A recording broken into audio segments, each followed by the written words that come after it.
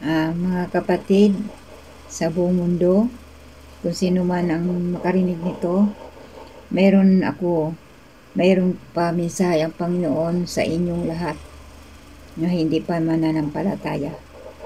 Ang sabi dito, basahin ang Biblia ang Biblia ito ang salita ng Diyos. Makinig sa tinig ng Diyos, ang pinakamataas at buhay na Diyos na nag-alala sa iyo. Nais niyang malaman mo na mahal ka niya. Ang kanyang salita ay nagbibigay sa iyo ng tiyak na kaalaman tungkol sa tunay na kaligayahan at kapayapaan. Ito rin po ang mensahe ng Panginoong kadugtong po doon sa pagtanggap ninyo. Sa pasimula pa ay naroon na ang salita kasama ng Diyos. Ang salita at ang salita ay Diyos. Makikita yan sa Juan chapter 1 verse 1. Mula sa kanya ang buhay at ang buhay ay siyang ilaw ng sanlibutan. Makikita din po yun sa Juan chapter 1 verse 4. Nandun po yun. Kaya magbasa po kayo, magbukas po kayo ng Bible. Huwag kayo mawala ng Bible sa bahay. Dapat mayroon kayo Biblia sa bahay. Kasi nandoon ang salita ng Diyos. Magbasa kayo mga kapatid. Meron pa. Ako ang ilaw ng sanlibutan. Ang sumusunod sa akin ay magkakaroon ng ilaw na nagbibigay buhay at di na lalakad sa kadiliman. Yan po yung pag mayroon na tayo ilaw nga galing sa Panginoon, hindi na tayo lalakad sa kadiliman. Tayo lalakad na sa liwanag. Malinis na ang ating pamumuhay, malinis ang ating puso, na namumuhay tayo ng maliwanag na sa ating Panginoon. Makita po yun sa Juan chapter 8 verse 12. Tapos sabi pa dito, sumagot si Jesus, ako ang daan, ang katotohanan, at ang buhay. Walang makapupunta sa Ama, kundi sa pamamagitan ko. Makikita din po yan sa Juan 14 verse 6. Meron pa mensaheng Panginoon sa inyo mga kapatid. Ang nauuhaw ay lumapit sa akin at uminom ayon sa sinasabi ng kasulatan. Mula sa puso ng nananalig, sa akin ay dadaloy ang tubig na nagbibigay buhay. Makita yan sa Juan 7 verse 37 hanggang 38. Yung tubig na atin iniinom, kaligtasan yun. Kaligtasan sa ating buhay. At dadaloy sa ating mga puso, isip, at ito po ay may papamuhay natin na malinis sa harapan ng Panginoon. At ito pa, mayroon pa mensahe ang Panginoon sa inyo mga kapatid. Kung sino man ang tumanggap dito sa YouTube na ito, kung sino man nakarinig nito, tanggapin na ninyo Panginoon sa inyong buhay. Dahil ako'y ginamit lang ng Panginoon dito. Hindi naman ako makapunta sa inyo kasi matanda na ako. Wala na lakas. Hindi tulad nung bata pa ako. Kaya dito na lang ako ginamit ng Panginoon sa YouTube. Meron pa dito mensahe ang Lord. Ang sabi doon, dahil sa atin mga kasalanan, kaya siya nasugatan.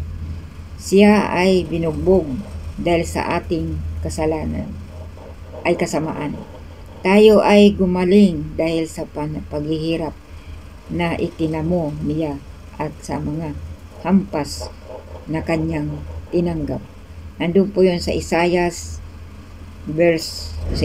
chapter 53 verse 5. Basahin po niyo sa Biblia na ang Panginoon binugbog dahil sa ating mga kasalanan, tinubos tayo sa ating mga kasalanan. Siya ay nagdusa para lang tayo ay maligtas. Kaya tayo mga kapatid, tanggapin na natin ang Panginoon sa ating buhay. Dahil ang Panginoon naawa sa atin, naghirap siya, nagdusa dahil sa ating mga kasalanan. tinubos tayo sa ating mga kasalanan. Kaya wag na tayo magbingi-bingihan. Tayo'y gumising na sa katotohanan. Ang Panginoon pumunta sa lupa para tayo iligtas. Siya ay pinahirapan ng mga Hudyo. Binugbog, pinako sa krus. Siya ay nabatay ng dahil sa atin. Kaya, tumanggap na tayo sa ating Panginoon. At mayroon pa, nakatayo ako sa labas ng pintuan at tumutuktok kung diringgin ninuman ang aking tinig at bubuksan ang pinto, ako'y papasok sa kanyang tahanan at magkasalo kaming kakain. Yan, di ba? Napakaganda ng Panginoon. Ang Panginoon kumakatok sa inyong puso. Nasa labas ang Panginoon sa inyong puso. Siya ay kumakatok. Nais ng Panginoon papasukin siya sa ating mga puso. At kasama tayo kakain ng ating Panginoon. Kasama tayo ng Panginoon sa kanyang kapangyarihan. At kasama tayo ng Panginoon hanggang wakas. Amen. Hallelujah. Makikita yan sa Pahayag, chapter 3, verse 20. Basa kayo, mga kapatid. Ito pa. Naway manahan si Kristo sa inyong puso sa pamamagitan ng inyong pananalig sa Kanya, upang sa inyong pag-uugat at pagiging matatag sa pag-ibig. Yan. Makita sa Episo chapter 3 verse 17. Nandoon yung nawa daw tanggapin natin ang Panginoon sa ating puso at siya ay mananahan sa atin. At siya ay magiging matatag sa pag-ibig natin at hindi mawawala ang pag-ibig ng Panginoon sa atin. Kaya tayo din, mahalin natin ang Panginoon habang tayo nabubuhay sa mundong ito. Hallelujah. Glory to God. Hallelujah. Mayroon pa, minsay ang Panginoon. Kaya mga kapatid, kung wala kay Bible, bumili na kayo. Magbasa kayo. Sa cellphone ngayon, may Bible na eh. Kaya lang sa cellphone, ibang ibang matataas ng language. Yan, sabi pa dito na mensahe ng Panginoon, sinasabi ko sa inyo, ang nakikinig sa aking salita at nananalig sa nagsugo sa akin ay may buhay na walang hanggan. Hindi na siya hahatulan, kundi nilipat na sa buhay mula sa kamatayan. Yan. Ang Panginoon, ang kanyang anak kaisa-isa sinugo dito sa lupa para tayo ay tubusin sa ating mga kasalanan. At hanggang siya ay namatay sa krus. Makita sa Juan chapter 5 verse 24. Mayroon pa dito mga kapatid, mensaheng Panginoon sa atin. Gayon na lamang ang pag-ibig ng Diyos sa sanlibutan. Kaya binigay niya ang kanyang bugtong na anak upang ang sinumang sumampalataya sa kanya ay hindi mapahamak kundi magkaroon ng buhay na walang hanggan. Yan, tulad na nabasa natin kanina sa John 3:16. Yan po ang mensahe ng Panginoon sa inyong lahat, mga kapatid. Tapos dito pa sa lumapit kayo sa akin, kayong lahat na napapagal at nabibigatan sa inyong pasanin. At ako'y pagpapahingahin ko sapagkat maginhawang dalhin ang aking pamatok at magaan ang pasanin ibibigay ko sa inyo. Magkita sa Mateo chapter 11 verse 28 hanggang 30. Ang pasanin nga sinasabi, yung mga problema natin nga mabibigat, ibigay lang natin sa Panginoon ang mga problema natin, pagsubok sa pamilya, pagsubok sa mga anak, pagsubok sa mga magulang, sa mga kapatid, ibigay natin sa Panginoon, mga kapatid. Ibigay natin yung mabibigat ng mga pagsubok na naranasan natin dito sa lupa, sapagkat siya ay magaan siya magdadala ng mabibigat na pasanin natin at bibigyan tayo ng magaan at hindi tayo mahirapan sapagkat ang Panginoon ang kasama natin. Hallelujah. Glory to God. Mayroon pa dito mensahe ang Lord sa inyo mga kapatid. Kung kayo tumanggap sa Panginoon, tanggapin na ninyo sa oras na ito. Huwag na kayo magpakabingi-bingi. Mamulat na kayo sa katotohanan. May mensahe pang Panginoon dito, sapagkat kamatayan ang kabayaran ng kasalanan, ngunit ang kaloob ng Diyos ay buhay na walang hanggan sa pamamagitan ni Kristo Jesus na ating Panginoon. Makikita sa Roma chapter 6 verse 23. Mayroon pa, O Diyos, mahabag po kayo sa akin na isang makasalanan. Yan. Tayo lumapit sa Panginoon, mag-pray. Pag-pray natin ang ating mga kasalanan, mahabag siya sa atin, at tayo ay patatawarin ng Panginoon sa ating mga kasalanan. Makikita sa Lucas chapter 18 verse 13.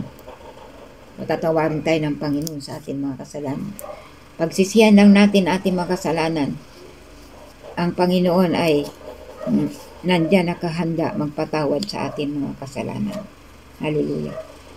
Kasi ako noon makasalanan din, mga kapatid. Ibang ugali ko noon. Nagsisimba ako sa malaking simbahan, pero pag uwi ng bahay, ibang ugali ko. Mga kapitbahay ko, hindi ko kasundo, kaaway ko. Hallelujah.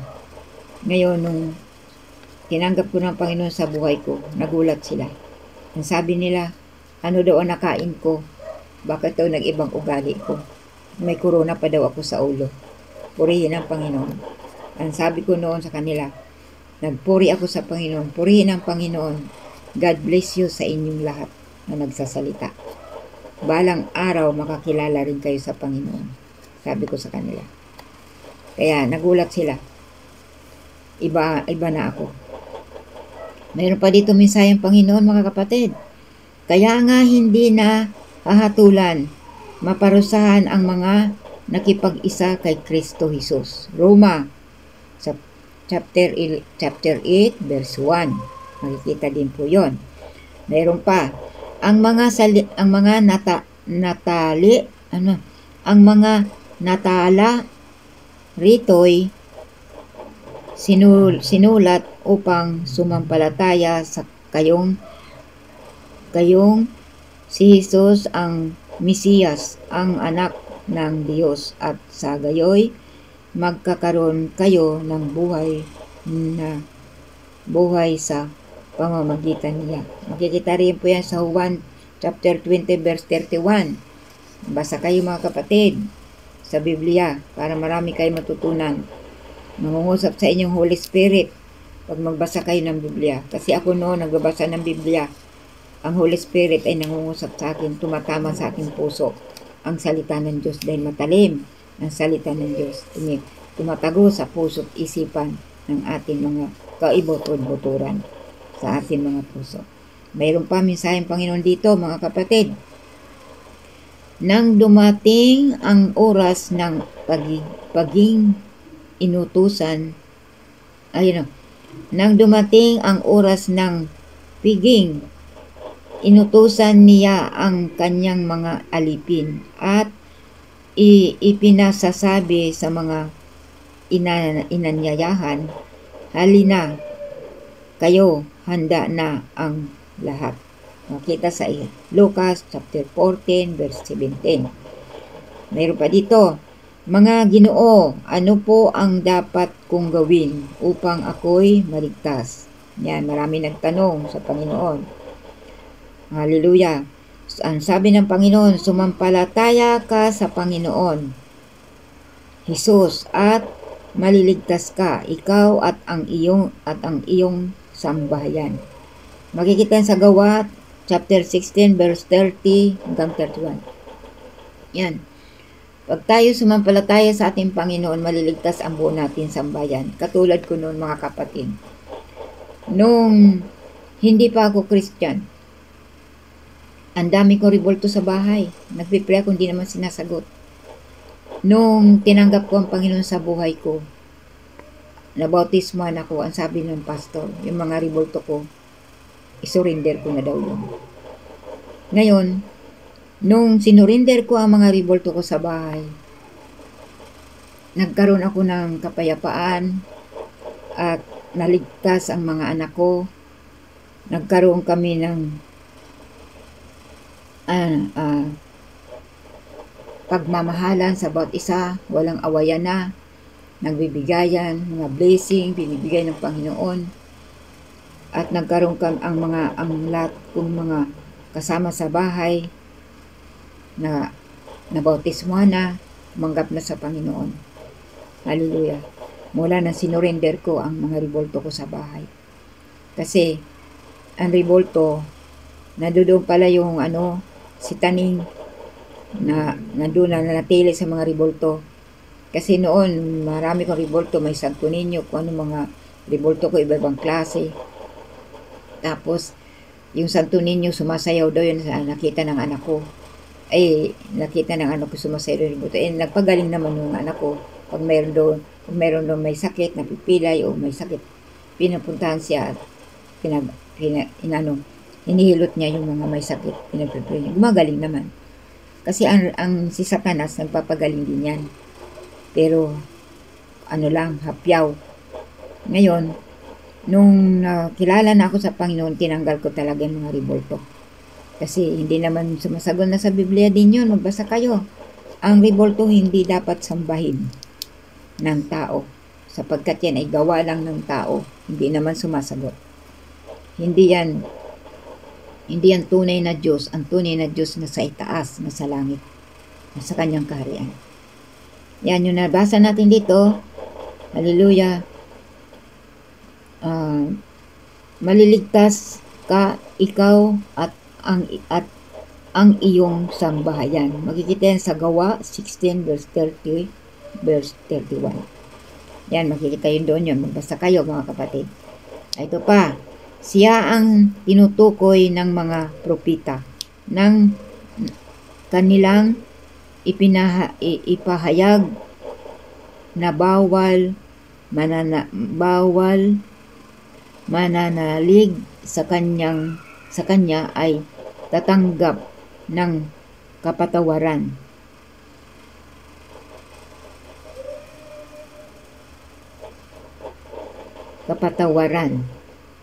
Sa kanilang mga kasalanan sa pamamagitan ng kanyang pangalan. Makita sa Gawa chapter 10 verse 43. Ito pa, mensahe ng Panginoon mga kapatid. Ipinapatay siya dahil sa ating mga kasalanan at muling binuhay upang tayo'y mapawalang sala. Makita yan sa Roma chapter 4 verse 25. Pinatay ang Panginoon dahil sa ating mga kasalanan. Kaya tayo mga kapatid, tanggapin na natin ang Panginoon. Maawa tayo sa ating Panginoon. Magkaroon tayo ng takot sa ating Panginoon para hindi tayo magkasala. At mayroon pa, mga kapatid, ito pa mensahe ng Panginoon. Ngunit ang lahat ng tumanggap at nanalig sa Kanya ay pinagkalooban niya ng karapatang maging anak ng Diyos. Makita yan sa Juan chapter 1 verse 12. Yun. Pag tayo daw tumanggap sa Panginoon, magkakaroon na tayo karapatan na anak na tayo ng ating Panginoon. Hallelujah. Kaya magsisi kayo, sabi niya dito, mayroon pa. Kaya't magsisi kayo at magbalik loob sa Diyos upang gapawiin niya ang inyong mga kasalanan. Makita yan sa Gawa chapter 3 verse 19. Hallelujah. Na daw tayo, magbalik loob sa Diyos at pawiin niya ang ating mga kasalanan, papatawarin niya. Sabi pa dito, lalapit sa akin ang lahat ng ibinibigay sa akin ng Ama, at hindi ko itataboy. ang sinumang lumapit sa akin. Yan ang sabi ng Panginoon. So, makikita sa Juan chapter 6 verse 33. Hallelujah. Magbasa kayo ng Biblia, mga kapatid. Sapagkat naparito ang anak ng tao upang hanapin at iligtas ang naligaw. Yan. Makita yan sa Lucas 19 verse 10. Lucas chapter 19 verse 10. Yan. Pumunta dito ang Panginoon sa lupa para tayo iligtas na naliligaw. Hallelujah. Napakabuti ng Panginoon. Mahal tayo ng Panginoon, mga kapatid. Kaya tayo ay tanggapin na natin ang Panginoon sa atin mga puso para tayo din ay maligtas. Mayroon pa dito, mga kapatid, mensahe. So makatawid, tayo'y namatay at nalibing na kasama niya sa pamamagitan ng bautismo upang kung paanong binuhay na muli si Kristo sa pamamagitan ng dakilang kapangyarihan ng Ama, tayo naman may mabuhay sa isang bagong pamumuhay. Makita yan sa Roma chapter 6 verse 4. Hallelujah. Mayroon pa, mga kapatid. Tandaan ninyo ako'y laging kasama ninyo hanggang sa katapusan ng sanlibutan. Napakasarap, mga kapatid. Kasama natin ang Panginoon hanggang sa wakas. Pag tinanggap natin ang Panginoon sa ating mga puso, hindi tayo pababayaan. Makikita yan sa Mateo 28 verse 20. Mayroon pa. Gayon din naman dapat ninyong paliwanagin ang inyong ilaw sa harapan ng mga tao upang makita nila ang inyong mabubuting gawa at luwalhatiin ang inyong amang nasa langit. Makita sa Mateo chapter 5 verse 16. Yon ang ilaw nga sinasabi ko. Ilaw at asin makita sa ating buhay. Pagliwanagin natin sa sanlibutan para pag tayo'y nangaral ng salita ng Diyos, pag tayo nag-evangelis sa mga tao nga hindi pa tumanggap sa Panginoon, makikita ang ilaw at asin sa ating buhay. Magliliwanag ang ilaw natin. Ngayon, pag tayo mangaral ng salita ng Diyos, mag-evangelis sa mga taong hindi pa nakilala sa Panginoon, patitusuran lang tayo pag mayroon silang nasilip. Kaya magpalinis muna tayo ang buo nating family. Hallelujah. Para makita ang ilaw ng sanlibutan. Hallelujah. Mayroon pa, mga kapatid, mensaheng Panginoon. Nakikinig sa akin ang aking mga tupa. Nakikilala ko sila at sumusunod sila sa akin. Binibigyan ko sila ng buhay na walang hanggan at kailanmay di sila mapapahamak. Kundi hindi sila maaagaw sa akin ninuman. Yan. Pag tayo nasa Panginoon na, mga kapatid, pag tayo'y nanampalataya na sa Panginoon, na kumakapit na tayo, totoo nga tinanggap natin ang Panginoon sa ating buhay. Kahit anong gawin ni Satanas, hindi tayo maaagaw.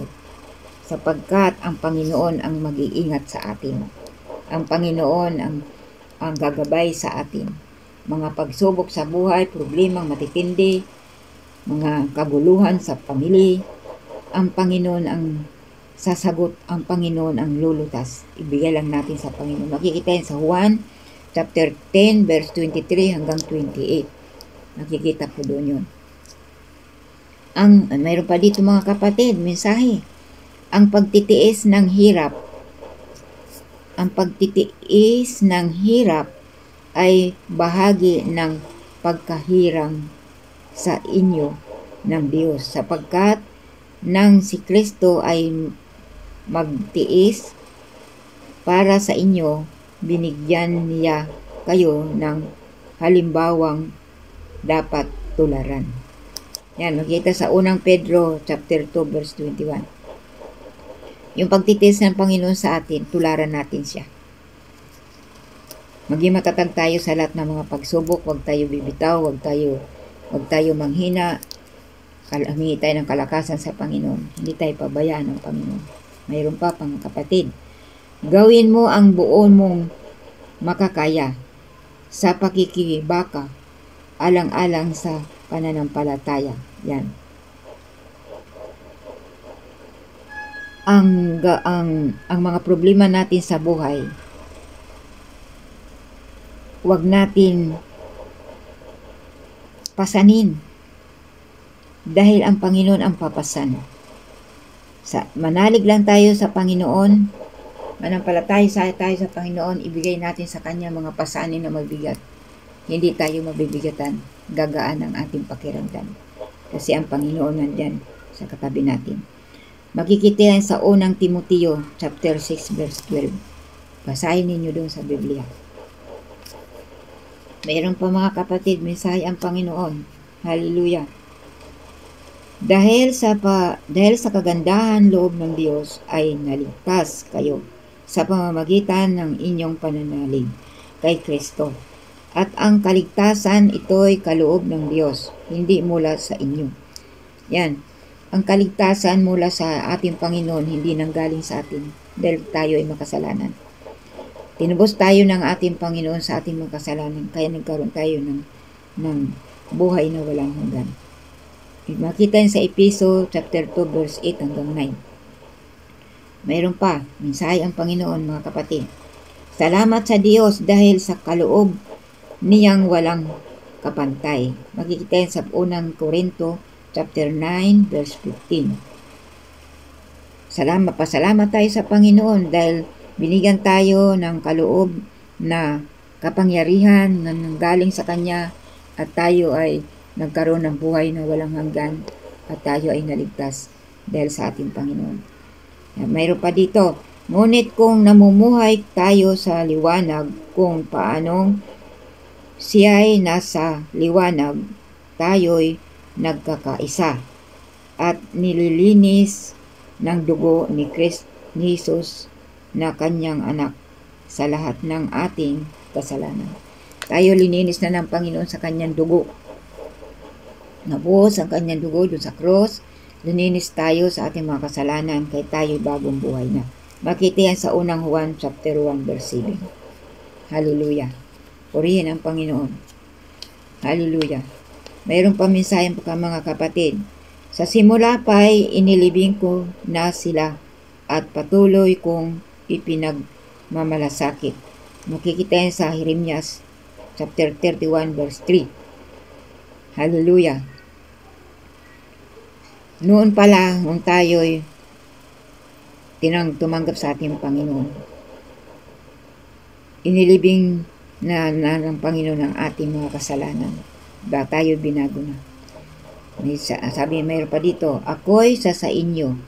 Huwag kang matakot. Ako ang iyong Diyos. Di ka dapat mangamba. Kanino man. Palalakasin kita at tutulungan. Iingatan at ililigtas. Yan, makita sa Isaiah chapter 41 verse 10. Huwag daw tayo matakot sa mga pagsubok sa buhay. Huwag tayo matakot kay taning. Huwag tayo matakot kay Satanas. Rebukin natin siya. Siya ay manggugulo sa ating buhay. Huwag tayo madaig sa Kanya. Tayo'y may kapangyarihan na nanggagaling sa ating Panginoon. Tutulungan tayo ng ating Panginoon. Iingatan tayo at ililigtas ng Panginoon. Hindi tayo pabayaan ng Panginoon mapahamak. Hallelujah. Mayroon pa, mga kapatid, sa bahay ng aking ama ay maraming silid. Kung hindi gayon, sinabi ko na sana sa inyo. At paroroon ako upang ipaghanda ko kayo ng matitiran. Ito ang napakaganda, mga kapatid. Pag tinanggap natin ang Panginoon, pinagsisihan na natin ang mga kasalanan natin, bagong buhay na tayo, malinis na tayo, nakitang ilaw at asin sa ating buhay, sa ating pamilya. Lahat na ating pamilya na Christian na lahat, mga anak, mga kapatid, mga magulang, mga kamag-anak. Yan, bibigyan tayo ng silid doon sa langit na ating matitirhan. Hallelujah, napakaganda. Kasi Panginoon, walang hirap doon. Hindi tayo makaramdam ng gutom, tayo nagpupuri lamang sa Panginoon, tayo umaawit, hindi tayo mahirapan. Nagpupuri tayo, hindi tayo magugutom, sapagkat ang kapangyarihan ng Diyos ay nasa sa atin. Makikita yan sa Juan chapter 14 verse 2 hanggang 3. Amen. Hallelujah. Napakasarap, di ba? Pag tayo Christian na, tinanggap na natin ang Panginoon sa ating buhay. Ito ang mensahe ng Panginoon sa atin. Mayroon pa mensahe ng Panginoon. Oo, ang damoy nalalanta at kumukupas ang mga bulaklak, ngunit ang salita ng Diyos ay hindi lilipas. Yan. Makita nyo sa Isaiah verse 40, chapter 40, verse 8. Hallelujah. Ang damo daw ay makukupas at ang mga bulaklak ay malalanta. Pero ang Diyos hindi kailanman malalanta, sapagkat makapangyarihan ang Diyos sa ating buhay. Ito pa, mawawala ang langit at ang lupa, ngunit ang mga salita ko'y hindi magkakabula. Yan. Mawala daw ang lahat, pero ang salita ng Diyos hindi mawawala sa ating buhay. Makita sa Lucas verse 21, chapter 33. Mayroon pa mga kapatid, kaya sinasabi ko sa inyo, anuman ang hingi ninyo sa panalangin, manalig kayong natanggap na ninyo iyon, at matatanggap na ninyo. Yan, purihin ang Panginoon. Napakabuti talaga ng Panginoon, kasi nakita yan sa Marcos chapter 11 verse 24. Hallelujah. Kaya dito ako talaga pinanghawakan ko ito. Ang pananalig sa Diyos, ibibigay niya. Kaya binigyan ako ng Panginoon ng prayer sa online. Kasi ang mga prayer ay sinasagot talaga ng Panginoon. Totoo. Mga prayer namin sa online, ang lahat ng pinagpipray namin sinasagot ng Panginoon. Magamat mayroong mga pagsubok, pero magaan lang yan. Bigay lang natin sa Panginoon. Tinitesting lang tayo ng Panginoon kung tayo bibigay o hindi. Kaya maging matatag kayo, mga kapatid. Okay, hanggang dito na lang. God bless you.